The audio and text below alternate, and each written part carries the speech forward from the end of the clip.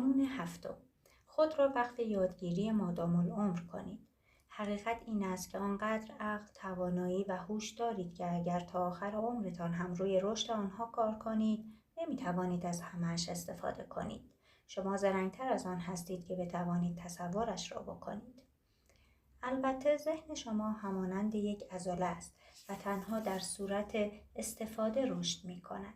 همانطور که باید برای رشد عضله‌های جسمتان از آنها کار بکشید، باید از عضله‌های ذهنتان کار بکشید تا ذهنتان رشد کند. رهبران اهل یادگیری هستند. یادگیری مداوم کلید این قرن است. یادگیری مادام العمر جز حداقل‌ها برای موفقیت در رشته شما یا هر رشته دیگر است.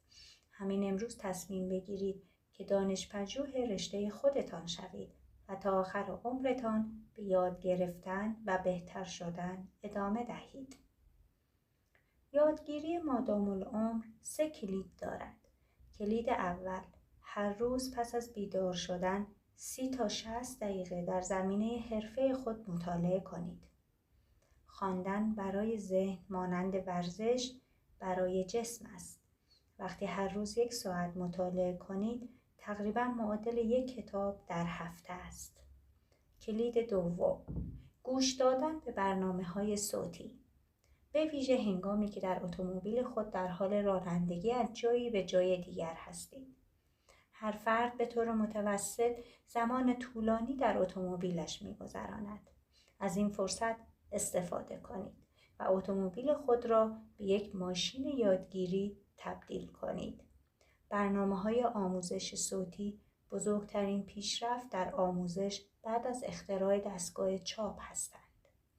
کلید سوم: در هر سمیناری که پیدا می‌کنید و می‌توانید به بهبود شما در رشته‌تان کمک کند، شرکت کنید. ترکیب کتاب‌ها، برنامه‌های صوتی و سمینارها این امکان را برای شما فراهم می‌کند که برای رسیدن به سطح یکسانی از موفقیت مالی، صدها ساعت در وقت و میلیون‌ها تومان در هزینه‌ها و چندین سال در عمرتان صرفه‌جویی کنید. بسیاری از افراد واقعاً در اثر مطالعه یک کتاب، گوش دادن به یک برنامه صوتی یا شرکت در یک سمینار میلیونر شده‌اند. همین امروز تصمیم بگیرید که در تمام عمرتان اهل یادگیری باشید. از تأثیر این تصمیم بر مسیر شغلیتان متحیر خواهید شد.